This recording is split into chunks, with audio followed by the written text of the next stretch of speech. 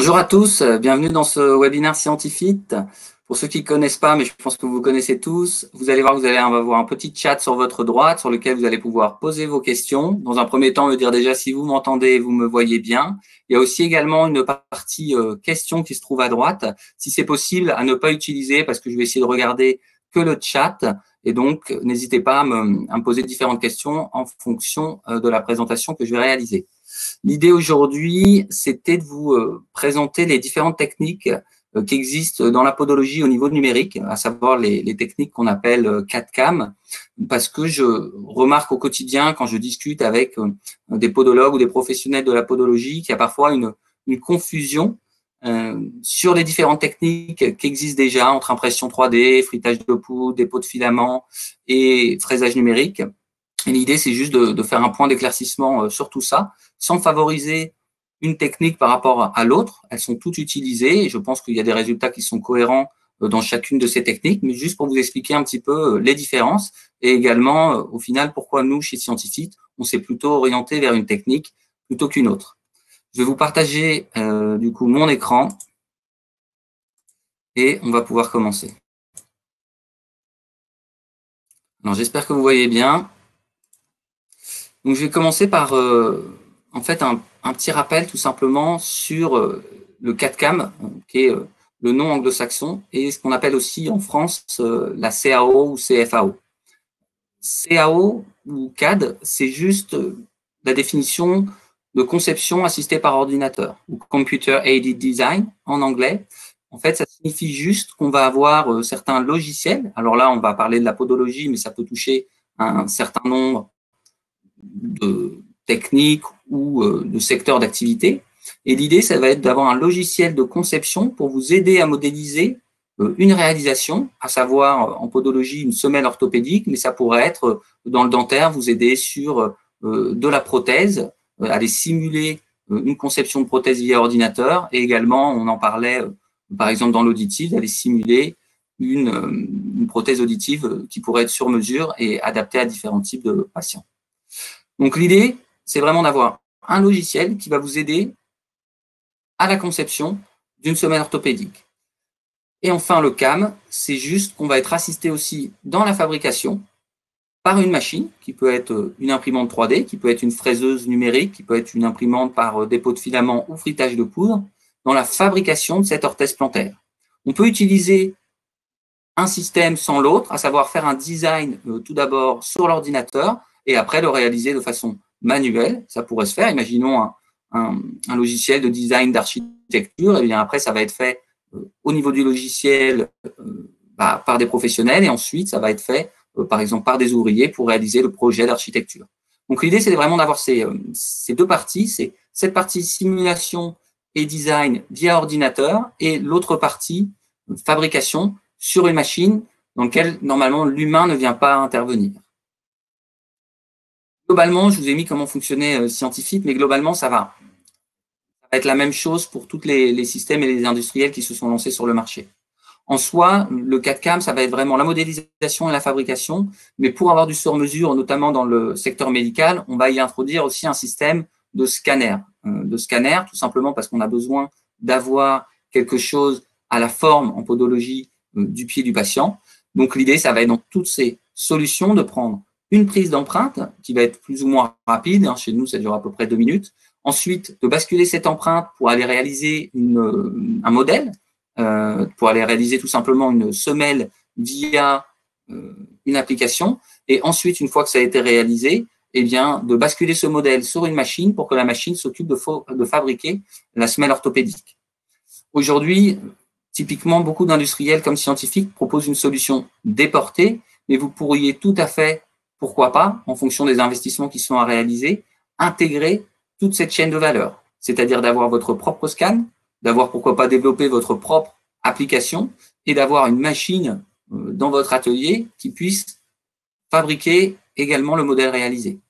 Souvent, ça ne se fait pas parce que sur la partie machine, on a des investissements qui sont assez lourds et on a des besoins au niveau technique, c'est-à-dire d'avoir des gens compétents pour s'occuper des machines.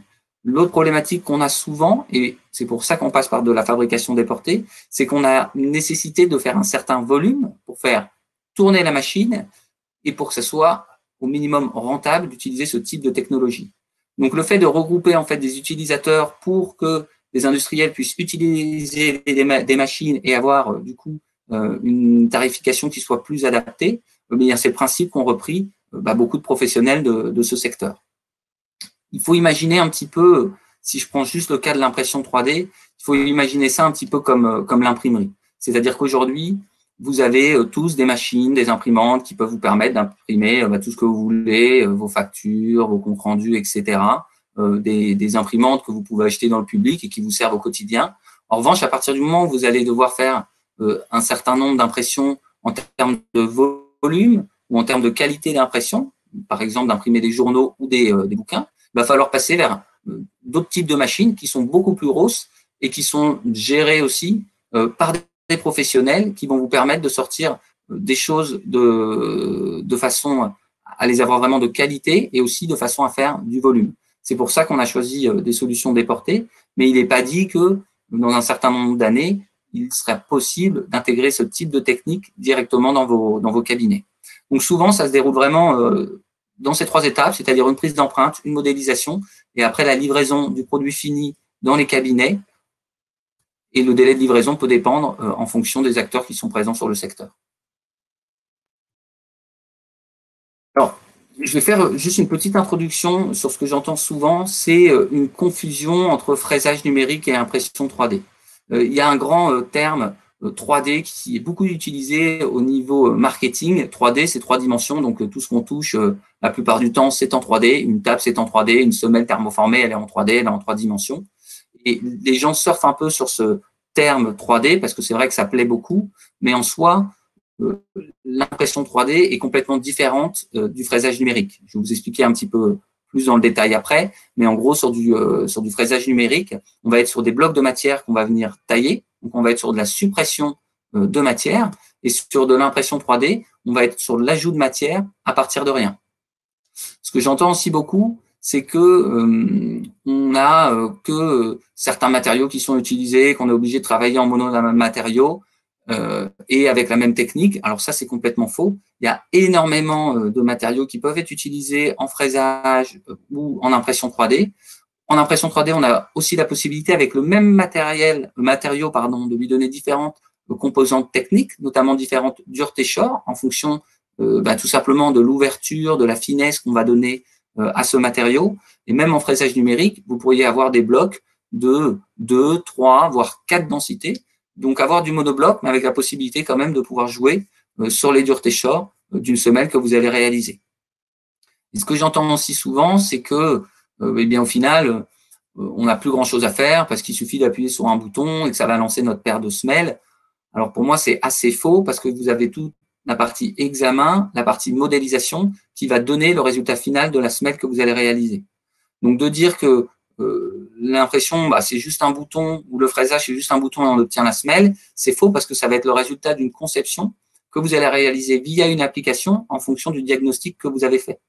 Donc, pour vraiment bien comprendre que c'est faux, la seule chose à dire, c'est qu'il est possible d'avoir de très mauvais résultats, mais aussi de très bons, bien évidemment. Mais il est possible d'avoir de mauvais résultats avec des techniques dites 4CAM, que ce soit en fraisage ou en impression 3D, et ce, pas parce que la machine n'aurait pas bien produit ce qu'on lui a demandé, mais plus parce qu'au fait, au niveau de la modélisation, on n'a pas fait correctement notre travail et que du coup, on a modélisé quelque chose qui ne correspondait pas à la problématique du patient. Donc derrière, ce qui est sûr, c'est que la machine, elle ne va pas se tromper. Normalement, il peut y avoir éventuellement, très rarement, une erreur de production, mais normalement, la machine ne se trompe pas. C'est bien celui qui a l'initiative de la modélisation qui va pouvoir se tromper et donc donner de mauvaises informations tout simplement à la machine. Je vais commencer pour vous présenter les différentes caractéristiques du fraisage numérique qui est beaucoup utilisé et essayer de vous donner pour moi peut-être les avantages ou les inconvénients. J'essaie d'être objectif, il y a peut-être un peu de subjectivité dans mes propos, mais en tout cas, voilà ce que j'en pense. Le fraisage, c'est une technique qui est utilisée, je pense, depuis un peu plus de 20 ans pareil, avec l'idée en podologie d'essayer de gagner du temps sur la conception de semelles. C'est donc des machines qui vont fonctionner sous forme de tourée numérique. Je vous ai mis une photo, je ne sais pas si c'est bien clair, mais en gros, là, vous avez un double bloc et il y a un touret qui va venir fraiser dans ces blocs pour venir enlever de la matière et du coup, créer la semelle et créer le produit fini. Les défauts que j'y vois dans ce type d'usinage, ça va être que quand même globalement, même si je vous ai expliqué qu'on peut avoir différents matériaux, différentes densités, globalement, ça se fait en monobloc. Donc, on va souvent avoir une semelle, on va dire type Ledos, qui va être en monobloc et également qui va être assez épaisse. On ne va pas avoir la possibilité de fraiser la semelle par le dessous. Il y a quelques fraiseuses, c'est très très rare, qui arrivent à retourner le bloc pour fraiser par le dessous, mais sinon, ils sont obligés de fraiser par le dessus et du coup, ça va vous donner, pas au niveau de l'avant-pied, mais au niveau de l'arrière-pied, forcément des semelles qui sont assez épaisses. L'autre chose qui peut arriver, ça dépend encore des industriels qui utilisent la technique ou des blocs qui sont utilisés, c'est qu'on peut avoir une hauteur de voûte qui va être limitée, notamment par l'épaisseur du bloc. C'est-à-dire que si vous avez un bloc, je dis peut-être une bêtise, mais un bloc de 3 cm de haut, et bien forcément, quand vous allez le fraiser, vous n'allez jamais pouvoir obtenir une voûte qui va être plus grande que l'épaisseur totale du bloc. Sur un bloc de 3 cm, on aura une voûte maximum à peu près de 2,5 mm parce qu'il faut se laisser de l'épaisseur pour le fraisage.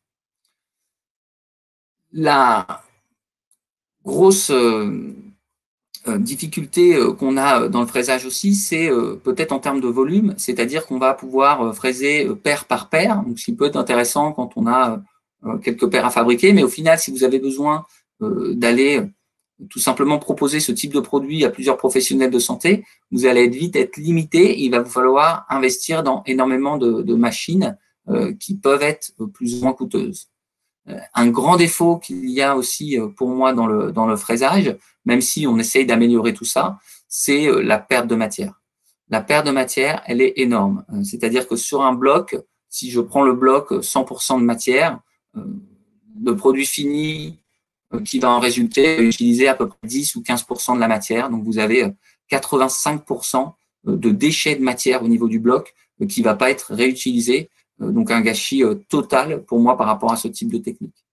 L'intérêt que je peux y voir sur cette technique de fabrication, c'est que vous avez éventuellement la possibilité d'intégrer la machine. Les investissements vont être moins importants que d'intégrer une machine, une imprimante 3D, potentiellement plus facile d'utilisation. Et en fait, vous allez pouvoir faire fonctionner la machine ponctuellement, c'est-à-dire que ce n'est pas exclusif. Vous pourrez utiliser vos techniques classiques, même si l'intérêt, c'est quand même de rentabiliser la machine, et faire quelques semelles fraisées de temps en temps. C'est peut-être l'avantage que j'y vois.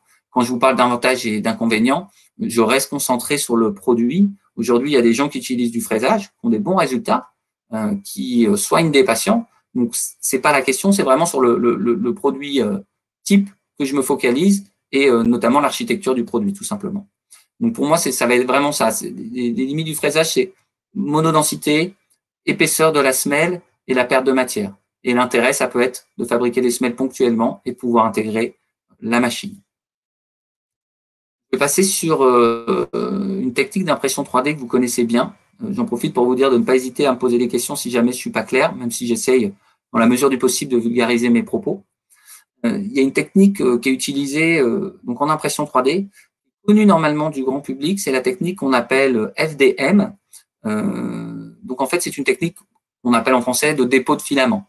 C'est-à-dire que vous avez une machine qui va avoir une bobine de fil, comme je vous ai mis sur l'image à droite, et le résultat de l'impression va être en fait différentes couches de ce fil qu'on va superposer, qui vont nous permettre d'avoir un produit fini et qui va être créé à partir de rien. Les avantages de cette technique, bien déjà au niveau du gâchis de matière qu'on a vu précédemment, c'est que pour le coup, il n'y a pas de gâchis de matière. On va utiliser que la matière dont nous avons besoin. Donc ça, on a ce côté au niveau environnemental qui est plutôt intéressant. D'autres avantages que je vois peut-être sur cette technique, c'est que c'est des imprimantes, alors ça dépend des imprimantes que vous utilisez, mais qui vont être plutôt bon marché, qui s'adressent au grand public, qui peuvent être trouvées dans alors peut-être pas des grandes chaînes, mais vous pourriez pourquoi pas acheter une imprimante 3D à un bon prix à la Fnac. Je ne sais pas quel serait le résultat d'utiliser ce type d'imprimante sur une semelle orthopédique. À mon avis, il faudrait quand même investir au minimum sur des imprimantes qui sont plutôt entre 20 et 25 000 euros. Mais en tout cas, l'investissement, il reste faible. L'encombrement, il est assez faible également. Et on n'a pas de gâchis de matière. Je pense que ça peut être intéressant pour intégrer aussi le type de technique ou pour faire quelques modèles imprimés en 3D chez vous, comme on en a beaucoup entendu parler à l'époque, venir remplacer une poignée de porte, venir créer un petit jouet, une petite figurine, ça peut être intéressant. Après, c'est vrai qu'au niveau industriel, ce qui est très limitant sur ce type de machine, c'est le nombre de pièces que vous pouvez produire. Vous allez devoir faire, donc, si jamais on parle de semelle orthopédique, semelle par semelle, voire paire par paire, avec des procédés de fabrication qui vont varier entre 15 minutes et 1 heure, et avec une grosse problématique aussi qui va, comme le fraisage, résulter de l'épaisseur des semelles. En effet, étant donné qu'on va partir d'un plateau, on va faire du coup faire des allers-retours à ce fil, vous n'allez pas avoir la possibilité d'avoir une voûte comme on pourrait avoir chez nous qui est creuse, parce qu'il faut imaginer un petit peu comme un pont, tout simplement. Et sur le pont, vous avez besoin de support pour le soutenir. Et là, on n'a pas cette possibilité-là. Donc, si vous faites un arche, j'essaie de vous le montrer avec les doigts, mais un arche un petit peu comme ça, et vous ne venez pas soutenir en dessous, et ben l'arche va s'effondrer, tout simplement. Donc, au final, on a une semelle qui est imprimée en 3D, mais qui va être assez ressemblante à des semelles type fraisage numérique, parce qu'on va devoir garder du plat en dessous de la semelle, et qu'on va devoir avoir des systèmes de cale pour pouvoir soutenir la voûte plantaire. Donc, le côté positif, c'est que vous n'allez pas avoir de gâchis de matière, mais globalement, vous allez avoir des semelles en impression 3D qui sont assez épaisses au final. Évidemment, comme je le disais pour le fraisage, il y a quand même des gens qui utilisent ce type de technique qui ont des bons résultats. Donc, le but, c'est pas de remettre en cause la technique et les résultats au niveau thérapeutique, mais plus de parler vraiment du produit fini. Voilà pour le FDM. Ensuite, il y a une autre technique qui existe en impression 3D qui est beaucoup moins connue du grand public parce que c'est des techniques qui s'adressent au niveau industriel, qui sont utilisées actuellement chez Scientific. C'est ce qu'on appelle la technique SLS. La technique SLS, c'est une technique qu'on appelle par frittage de poudre qui consiste en fait à avoir une machine. Alors, je ne sais pas si c'est très clair, mais je vous montrerai une vidéo après. Donc, une machine qui va être un peu plus grosse. Il faut imaginer une machine un petit peu comme un four, et dans lequel on va avoir des couches de poudre qui vont passer, et un laser, je vais vous le montrer avec ma souris, donc un laser qui est ici, et qui va servir avec un procédé chimique et avec de la chaleur à rigidifier certaines zones sur les couches de poudre qui vont être placées ici sur le plateau. Le résultat, ça va être qu'en fait, on va avoir une succession de couches de poudre qui vont se mettre couche par couche. Alors, ça peut aller jusqu'à 200, 300 couches par machine, et on va venir à chaque fois rigidifier cette couche de poudre pour obtenir un produit fini. L'intérêt, c'est qu'en fait, on va avoir un bac et qu'on va pouvoir imprimer plusieurs paires en même temps. Quand je dis plusieurs paires, quand je parle de semelle orthopédique, c'est-à-dire qu'on va pouvoir aller jusqu'à peut-être 200 inserts, ça dépend du type de machine qu'on utilise, mais 200 inserts dans la même machine. C'est un des procédés qui est le plus rapide, en fait, dans l'impression 3D. C'est pour ça qu'il est utilisé au niveau industriel. Et c'est un procédé, en revanche, qui va nécessiter d'avoir un certain volume d'activité pour que ça puisse être rentable. Nous, il faut savoir que chez Scientific, on fait partie d'un grand groupe qui est Prodways, qui est fabricant de machines qui sont destinées à des grands industriels. On a la possibilité en soi de vendre directement la machine, pourquoi pas à des cabinets de podologie, de professionnels du pied, de professionnels de la podologie. Mais on est sur des investissements qui vont commencer à partir de 150 000 euros sur la machine. En plus, il y a de la matière première derrière. Il va falloir aussi avoir des connaissances ou intégrer une personne pour qu'il puisse s'occuper de la machine. L'intérêt de ce type de fabrication, c'est aussi qu'on ne va pas avoir ce système de pont. Je m'explique, en fait, on va avoir un arche qui peut être soutenu le temps du durcissement de la matière par de la poudre en dessous, un petit peu comme si vous faisiez dans le sable une petite montagne de sable mouillé sur lequel vous allez pouvoir mettre un support et que vous enleviez le sable après. Ça va vous permettre de tenir une voûte et le résultat va être de pouvoir avoir un produit au final qui est extrêmement fin. Alors, je ne reviens pas encore une fois sur la thérapeutique, mais l'idée, c'est vraiment d'obtenir une différence sur le produit fini et d'obtenir de la finesse qui parfois est difficile à obtenir avec les méthodes, on va dire, un peu plus classiques, que ce soit le thermo classique qui existe en podologie, et pouvoir du coup équiper un peu plus de volumes chaussants dans lesquels on avait des problématiques certaines, notamment tout ce qui va être escarpins, chaussures à crampons, toutes les chaussures dans lesquelles c'est pas évident de placer une semelle et du coup, souvent on va réaliser des semelles qui sont pas forcément portées par les patients, tout simplement parce qu'elles sont pas adaptées au type de volume chaussant qu'ils utilisent. Ce type de machine, ça va permettre bien évidemment aussi d'aller avec peu de machines produire produire énormément de semelles orthopédiques et pouvoir du coup adapter la distribution de semelles en fonction du volume qui est adressé, sans avoir à investir dans d'autres types de machines. Aujourd'hui, c'est vraiment le type de machine, peu importe le secteur d'activité que vous avez dans le médical, qui sont utilisés par excellence dans la fabrication de ce qu'on appelle du sur-mesure en série, que ce soit en orthopédie, que ce soit dans le dentaire, ou que ce soit au niveau, comme je l'évoquais tout à l'heure, de tout ce qui est prothèse auditive, par exemple. Je vais vous montrer une vidéo pour vous expliquer un petit peu le principe du coup de la fabrication sur une technique SLS qui est utilisée notamment chez Scientifit. Je vais essayer de vous la commenter. Donc en fait là on a un ordinateur derrière qui va envoyer les données à la machine, donc les données notamment des semelles qui vont être réalisées. Là c'est pour vous donner une idée de la taille de la machine. On va bien voir le laser et les couches de poudre qui sont passées.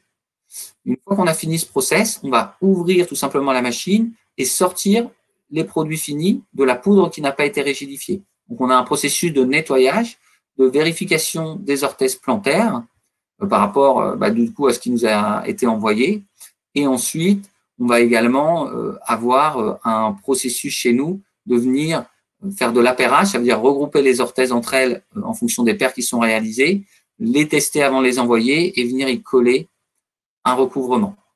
Le process, au final, il est pas si plug and play, c'est-à-dire qu'il ne suffit pas juste d'appuyer sur un bouton, on va effectivement lancer la machine, mais ensuite, il va falloir sortir un bac, enlever toute la poudre qui n'a pas été rigidifiée, vérifier toutes les inserts, les nettoyer et venir réaliser un encollage, les revérifier, puis les envoyer à l'utilisateur final, à savoir le professionnel de podologie. Donc, c'est tout ça aussi qu'il faut intégrer sur le fait que il n'y a pas que de l'investissement technique et au niveau des machines, mais aussi de l'investissement humain pour pouvoir gérer toute la production qui est réalisée au niveau des semelles orthopédiques. Au niveau des résultats sur le produit fini, alors je vais me répéter, mais là je vous ai mis des exemples, un exemple de semelle que j'ai trouvé de frittage, un exemple de FDM et un exemple de type de semelle scientifique SLS. Ça va être vraiment la différence d'épaisseur. Pour moi, c'est vraiment le numéro 1 des choses qui différencient les différentes techniques, c'est l'épaisseur totale de la semelle. L'obligation, comme je vous le disais, de combler la voûte et aussi les problématiques de pouvoir jouer sur la dureté short des matériaux. Je m'explique, on va être en monomatériaux en fraisage. En FDM, on va pouvoir éventuellement parfois jouer sur les shorts en fonction de l'épaisseur. Et en fritage, il y a une technologie qui s'est développée, en tout cas chez nous, qui est peut-être utilisée par d'autres personnes. Ça va être d'ouvrir tout simplement sous forme d'alvéoles les matériaux pour aller jouer sur des duretés short sur différents endroits de la semelle. Au final, quand vous avez des EVA et que vous allez faire un complexage chez vous, que ce soit pour du classique ou de la thermo, en fait, quand on regarde au microscope, c'est ça. La différence entre un EVA de 20 short et un EVA de 50 short, ça va être juste du micro-alvéolage qui est en fait plus ou moins augmenté dans le produit, qui va faire que ça va créer une dureté short différente. Donc, on n'a rien inventé, on a juste repris un peu la technique qui était utilisée déjà dans les matériaux actuels pour l'appliquer à une semelle imprimée en 3D.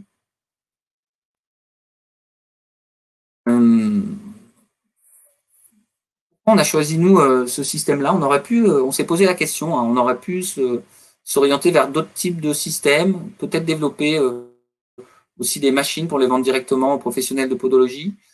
On a fait le tour un peu de toutes les techniques qui étaient utilisées et une des raisons, enfin, les raisons qui nous ont fait qu'on a choisi ce fritage de poudre comme technique de fabrication, c'est d'abord que c'est le procédé par excellence de fabrication en série.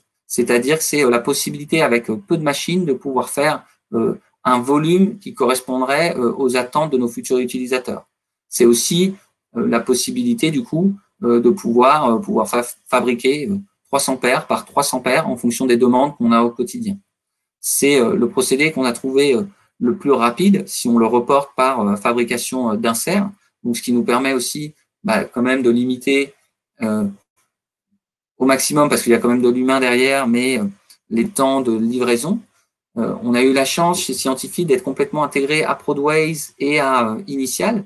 Prodways qui est donc une entreprise qui fabrique des machines, et Initial qui est spécialisée dans la fabrication de pièces issues de machines d'imprimantes 3D, qui ont un parc d'imprimantes avec plus de 50 imprimantes 3D qui tournent pour le secteur du médical, pour Scientifique, mais pas que. Ils vont aussi fabriquer des pièces dans l'aéronautique, l'aérospatiale, la joaillerie, l'automobile, etc. Et en fait, ça nous permet tout simplement d'avoir de l'adaptabilité en fonction des commandes qui sont réalisées et d'avoir un parc de machines qui va nous permettre d'encaisser le volume de commandes qui soit plus ou moins grand. Enfin, l'autre idée d'utiliser le frittage de poudre, c'est au niveau des matériaux. Alors, ça ne doit pas vous parler. Nous, ce qui est utilisé, c'est du polyamide.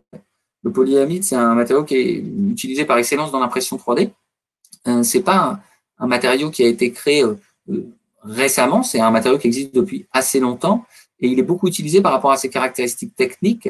Je m'explique, c'est un matériau qui va tenir très bien dans le temps, qui est très résistant et qui va donc permettre notamment sur les semelles, quand on a de la finesse, d'éviter la casse, mais aussi d'avoir ces caractéristiques élastiques et mécaniques qui vont permettre d'avoir des choses avec un petit peu de rebond. L'idée, c'est parfois ce qu'on nous reproche, c'est pas forcément d'avoir des semelles qui vont durer 4, 5, 6 ans, parce qu'on sait que l'idée, c'est de pouvoir quand même revoir le patient au bout d'un certain nombre de temps, mais ça va être plus de s'orienter sur la crédibilité et la non-variabilité du traitement. Aujourd'hui, il n'y a pas d'études qui sont menées sur les complexages qui vont être réalisés par les professionnels de santé, parce que tous les complexages vont être différents, tout le monde va utiliser différents types de matériaux, même si globalement on reste sur les mêmes, et que du coup on est incapable de dire sur tel type de semelle qui a été réalisé par tel professionnel, eh bien oui, cette semelle, elle a la même efficacité à 3 mois, à 6 mois, à 9 mois, elle a plus que 90% de son efficacité. Ça, c'est quelque chose qu'on est incapable de dire. Mais par contre, on peut expliquer en impression 3D, parce qu'on va travailler sur le même matériau, on va avoir un protocole et on va pouvoir arriver à faire des tests en laboratoire, des tests notamment de durabilité dans le temps de ce type de matériau en fonction des semelles qui ont été réalisées. Pour le produit fini, encore une fois, l'idée c'est d'avoir, en tout cas chez Scientifique, une semelle sur laquelle vous allez pouvoir jouer sur les rigidités short et d'ajouter ou pas un recouvrement qui va vous permettre d'avoir une semelle entière. Pour faire le récap, j'espère que vous avez bien compris que les techniques, quand on parle 4CAM, c'est vraiment un terme générique pour expliquer toutes les techniques qui sont utilisées dans le numérique et qui sont utilisées parce qu'on va avoir de l'aide par un outil informatique et de l'aide par un outil numérique au niveau de la fabrication. Aujourd'hui, il y a beaucoup de techniques qui sont utilisées. Je pense que personne ne se veut comme une révolution au niveau de la thérapeutique. Aujourd'hui, quand on va voir de nouveaux utilisateurs, ce sont des gens qui soignent bien leurs patients, qui ont des techniques qui fonctionnent. Donc, l'idée pour ce type de technologie, c'est plus d'aller proposer au niveau du produit quelque chose d'innovant. Mais ça ne va pas être de dire avant on soignait mal les patients et maintenant qu'il y a le numérique, on va mieux les soigner. L'idée aussi sur le produit, du coup, quand on utilise des types de techniques type SLS, ça va être plus de pouvoir se différencier au niveau du produit, en proposer quelque chose de plus fin, de plus léger et aussi quelque chose qui va tenir dans le temps. Je vais répondre à la question de Karine. Pour les revêtements, pour pas avoir de traces, quelle technique de colle utilisez-vous? Nous, dans nos ateliers, on va utiliser de la colle qu'on appelle aqueuse. C'est tout simplement de la colle à eau. En fait, on a de la colle à eau dans des pistolets. On va venir mettre tout simplement les semelles sur des sortes de crochets. Donc, la partie qu'on a imprimée, la partie blanche. On va venir asperger toutes les semelles comme ça avec des pistolets à colle. Et ensuite, on va venir coller le recouvrement, mettre des systèmes de presse ou d'attache. On pourra imaginer des pinces à linge qu'on va laisser 10-15 minutes afin que la colle prenne sur le recouvrement. Pour les techniques qui sont utilisées dans les cabinets, il y en a qui vont utiliser de la néoprène en bombe pour éviter aussi l'écoulement dans les alvéoles. Souvent, ils vont utiliser la marque Sader et il y en a certains qui vont également utiliser du Nitto, donc du double face. Le Nitto, il va être très facile d'utilisation. Il faut savoir que du coup, au niveau des semelles, en tout cas scientifiques, ça va vous laisser un petit peu de brillant sur la partie alvéolée derrière la semelle, avec la possibilité de prendre un peu plus les saletés. Mais pour vous dire en toute honnêteté, à partir du moment où on a voulu réaliser des trous dans la résine, eh bien, il est possible forcément que ça prenne un peu plus les saletés dans la chaussure du patient. Je ne sais pas si vous avez d'autres questions. En tout cas, j'espère que je vous ai éclairci sur ce sujet qu'on parle souvent et qui est souvent évoqué de 3D. Donc, je pense qu'il ne faut pas parler de 3D. On a vraiment des solutions 4CAM, de l'impression 3D, du fraisage numérique. Et dans l'impression 3D, on a des techniques de dépôt de filaments et des techniques de frittage de poudre. Je pense que c'est ça qu'il faut retenir. Et c'est ça aussi que vous pourriez communiquer en fonction des techniques que vous utilisez pour qu'il y ait une bonne compréhension de la part du patient par rapport à ce que vous utilisez comme solution tout simplement. Eh bien, écoutez, je vous dis merci à tous en tout cas d'avoir suivi ce webinaire. J'espère encore une fois que ça a été clair. Je vous dis à certains à la semaine prochaine pour d'autres webinaires et je pense que la reprise s'approche de plus en plus et on espère que tout va redevenir à la normale assez rapidement, en tout cas pour tous nos utilisateurs et pour tous les cabinets de podologie et les professionnels du pied que nous connaissons. Merci à tous, à bientôt et je peux déjà vous souhaiter peut-être un long week-end de 3 jours qui s'annonce. Au revoir.